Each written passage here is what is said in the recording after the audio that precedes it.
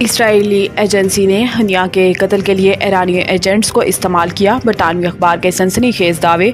बरतानवी अखबार के मुताबिक इस्माइल हनिया इसी इमारत में अक्सर क़याम करते थे। असल मंसूबा ये था कि इस्माइल हनिया को जहाज़ हादसे में जाँ भाग ईरानी सदर इब्राहिम रईसी के जनाजे में शिरकत के मौका पर मई में कत्ल किया जाता, लेकिन ऑपरेशन इस वक्त इसलिए नहीं किया गया था क्योंकि नाकामी के खदशात ज़्यादा थे और इमारत में बहुत बड़ा मजमा भी मौजूद था। बरतानवी अखबार ने दावा किया कि ईरानी हुकाम के पास इमारत की CCTV मौजूद है जिसमें एजेंटों को चुपके से कमरों में इंतहाई तेजी से आते जाते देखा जा सकता है। बरतानवी अखबार का दावा है कि धमाका खेज मवाद नस्ब करने वाले एजेंट्स ईरान छोड़ चुके थे, ताहम ईरान में एक साथी से इनका ताल्लुक कायम था और धमाका खेज मवाद को ईरान के बाहर से रिमोट कंट्रोल के जरिए तबाह किया गया, जबकि तहकीकात के दौरान दीगर 2 कमरों से धमाका खेज मवाद बरामद कर लिया गया है।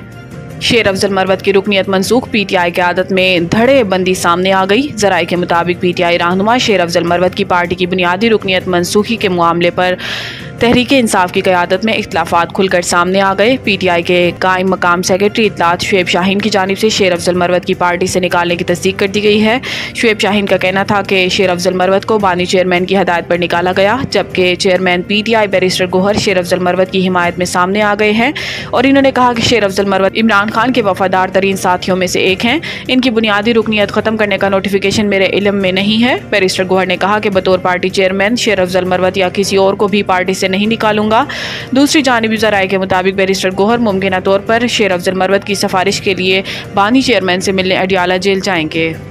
हुकूमत का माहाना 1 लाख तक तनख्वाह वालों को रिलीफ देने पर गौर। मुआशी टीम को टास्क सौंप दिया। ज़राए वजारत ख़जाना के मुताबिक वज़ीर आज़म शहबाज शरीफ ने मुआशी टीम को ख़ुसूसी टास्क दे दिया।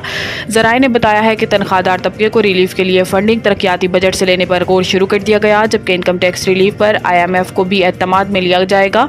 ज़राए ने बताया है कि माहाना 1 लाख तक तनख्वाह लेने वालों को रिलीफ देने के लिए मुख्तलिफ तजावीज़ पर गौर जारी है। ज़राए का कहना है कि कम तनख्वाह वाले स्लिप को 40 अरब रुपये का रिलीफ दिए जाने की तैयारियां जारी हैं। ख्याल रहे कि हुकूमत ने रवां माली साल सालाना 6 लाख से 12 लाख तक कमाने वालों का इनकम टैक्स 5% किया है। 1 लाख रुपए तक माहाना आमदन पर इनकम टैक्स 5% कर दिया गया है। माहाना इनकम टैक्स 1250 से बढ़ाकर 2500 रुपये कर दिया गया है। काबीना ने 5 साल में 24 इदारों की निजकारी की मंजूरी दे दी। निजकारी कमीशन की तरफ से जारी करदा एलामिये में कहा गया है कि इजलास में फैसला किया गया है कि दीगर SOEs को शामिल करने का फैसला दर्जाबंदी की तकमील के बाद किया जाएगा। एलामिये के मुताबिक हुकूमत निजकारी से तिजारती मामलात में विफाक का अमल दखल कम करेगी। विफाक को सिर्फ स्ट्रेटेजिक और ज़रूरी SOEs तक महदूद करना है।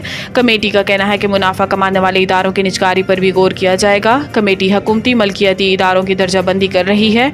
एलामिये के मुताबिक फैसला किया गया है कि स्ट्रेटेजिक के अलावा दीगर SOEs को CCOP के सामने रखा जाएगा, जबकि OGDCL के हसस पेट्रोलियम डिवीजन को मुंतकिल करने पर भी गौर किया गया है।